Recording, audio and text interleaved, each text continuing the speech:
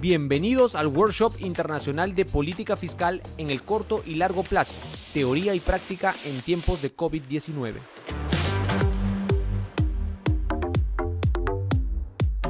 Perfecto, bueno, muchas gracias. Quería agradecer a los organizadores por invitarme a discutir este paper, que la verdad ha sido un placer leerlo. Voy a ser bien breve porque creo que Pablo hizo un súper trabajo en presentarlo, así que voy a ser bien breve en lo que es la presentación de los resultados y del paper en general. Básicamente lo que el paper hace es estudiar la ciclicidad de la política fiscal y su correlación o su relación con el riesgo soberano de un país. Entonces, primero lo que hacen es computar estas correlaciones y encuentran que efectivamente hay una correlación positiva entre riesgo soberano y prociclicidad de la política fiscal. Y con eso después construyen un modelo en donde en el modelo hay motivos keynesianos para que la política fiscal se use para estabilizar el ciclo y computan la política fiscal óptima y encuentran justamente, bueno, eso voy a ir un poco más adelante, encuentran justamente que pueden explicar el hecho estilizado que habían encontrado antes. Entonces, déjenme solamente ir a los resultados. Como les dije antes, la política fiscal óptima que encuentran en la economía calibrada es procíclica. Y además tienen algo muy interesante, que es el hecho de que pueden caracterizar cómo la política cambia con el nivel de deuda de un gobierno. Entonces, cuando el nivel de deuda es bajo, el gobierno fija su gasto público de manera óptima, poniendo el gasto público de una forma contracíclica. Cuando la deuda es alta, el resultado se revierte y entonces lo que el gobierno hace es fijar el gasto público de manera procíclica. Y después tienen un resultado al último que si tengo tiempo voy a discutir brevemente, que tratan de ver políticas, programas fiscales de austeridad y encuentran algo que también para mí fue muy interesante, que es el hecho de que los programas de austeridad que tratan de limitar el gasto público en los periodos corrientes no sirven, básicamente aumentan los incentivos de hacer default. Mientras que si estos programas implican un compromiso a futuro, esto sí es una buena idea y le permite al gobierno bajar su nivel de riesgo soberano.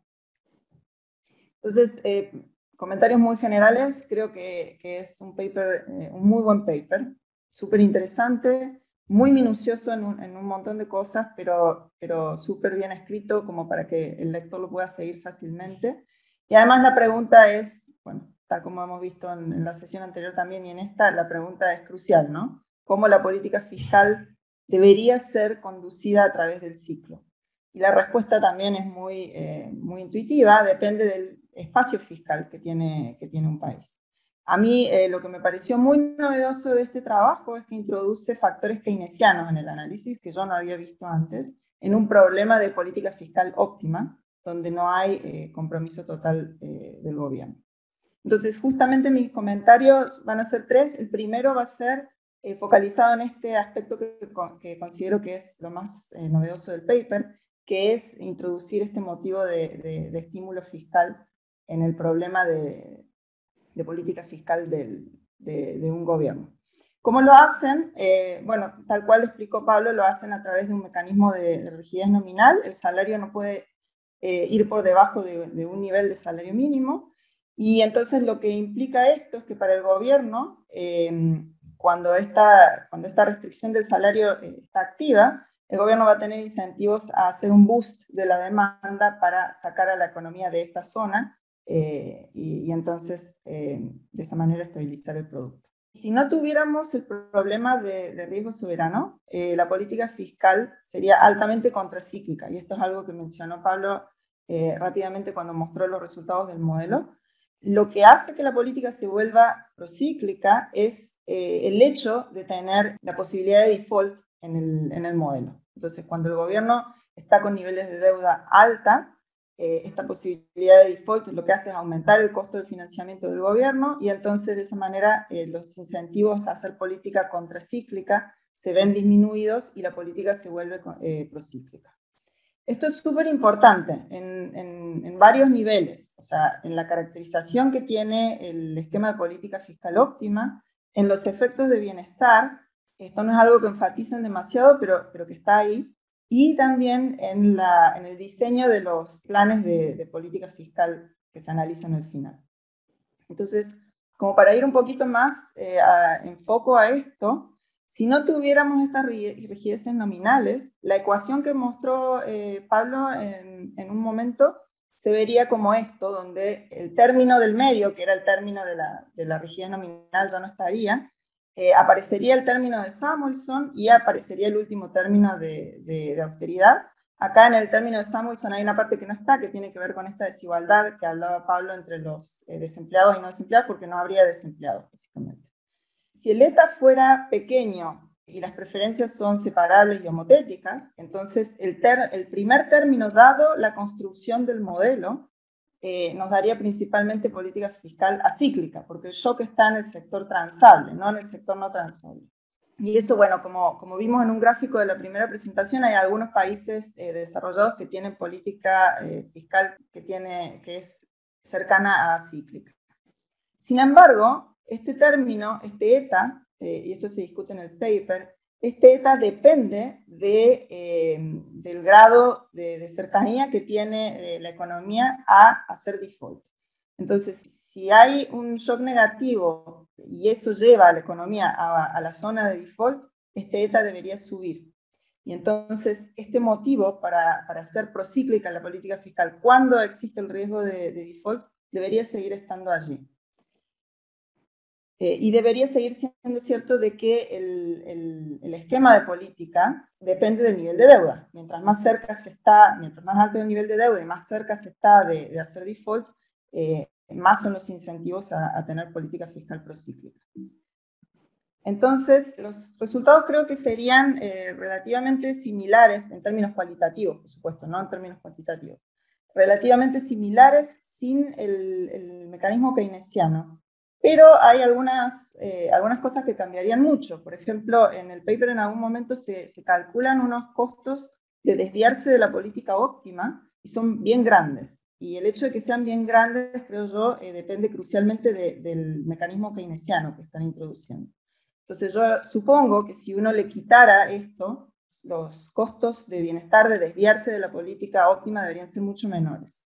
El esquema de política también cambiaría, porque todos estos incentivos a estabilizar el ciclo serían distintos, ¿no? Ya no estaría esta necesidad de aumentar la demanda cuando se está en la restricción del salario. Entonces, eso es como para tener más o menos en la cabeza cuál es el aporte de la novedad. Yo creo que de la novedad, que es el mecanismo keynesiano. Yo creo que algunas cosas no cambiarían mucho, otras cambiarían bastante. Entonces, quizás una cosa que podrían considerar los autores no es ir al caso no keynesiano, porque justamente creo que introducir este mecanismo keynesiano es súper novedoso y súper importante, pero tener alguna idea de cómo cambiarían los resultados, porque los mecanismos keynesianos de este tipo creo que no son tampoco utilizados todo el tiempo, ni en países desarrollados ni en países en desarrollo. Se utilizan principalmente cuando hay necesidad de utilizarlos. Por ejemplo, cuando estamos con una política monetaria que no puede hacer el trabajo de estabilizar el ciclo, cuando los estabilizadores automáticos no son suficientes. Por ejemplo, ahora se han utilizado muchísimo, se utilizaron muchísimo en la crisis financiera, pero en todo lo que pasó en el medio no tanto, todo lo que vino antes de la crisis financiera no tanto. Entonces, quizás tener una idea de cuáles son las implicancias y tener algunos mitigadores de estos mecanismos keynesianos. Y acá propongo algunos. Acá el trabajo en el modelo que están considerando está fijo, pero bueno, sabemos que primero que nada la gente tiene decisión de trabajo y además el trabajo es súper móvil en la Unión Europea, entonces tomar en consideración quizás algo de esto mitigaría un poco los efectos. Por supuesto, ¿qué pasa si los agentes, los propios households pueden tomar prestado y endeudarse? Esto introduce complejidades en el modelo que quizás lo hacen más difícil de manejar, pero aunque sea tener esa idea en la cabeza y hacer alguna discusión. Y no solo los hogares, sino también las firmas, porque si las firmas se pueden endeudar y además están sujetas al riesgo soberano también, entonces es probable que el gobierno ni siquiera quiera ir a regiones donde el riesgo soberano se vuelve alto. Entonces ese era mi primer comentario, tratar de pensar exactamente qué es lo que hace el estímulo fiscal cómo limitarlo un poco y quizás tener resultados en ese sentido, de limitar el motivo de estímulo fiscal. El segundo comentario tiene que ver con los impuestos, y esto está relacionado con el paper anterior. Acá los impuestos no se meten en lo que es manejar activamente los impuestos. No digo que para este paper, estas son ideas para otros trabajos, dado que pienso que tienen algo súper interesante, quizás puedan explorar otras cosas en otros trabajos. Pensar qué pasa si introducen impuestos, porque los impuestos son un elemento súper importante. De nuevo, son quizás mitigadores de usar el gasto como herramienta de estabilización, porque también está el impuesto. Y el último comentario, y con esto termino, es considerar reglas fiscales. Esto más o menos se hace en el paper porque toman estos planes de austeridad, pero me parece que sería súper interesante, ya que tienen toda la maquinaria, considerar reglas fiscales completas, como la que tiene, por ejemplo, Chile, que tiene una regla fiscal que considera qué pasa con el gasto público en distintos momentos del ciclo. No solo programas de austeridad como lo hacen ustedes, sino, de nuevo, quizás en una extensión de este paper u otro trabajo, considerar cuál es el diseño óptimo de una regla fiscal simple. Claro que las reglas fiscales tienen sus problemas, pero un trabajo como este nos podría dar luz justamente sobre los beneficios y los problemas que puedan enfrentar. Y bueno, y con esto ya termino.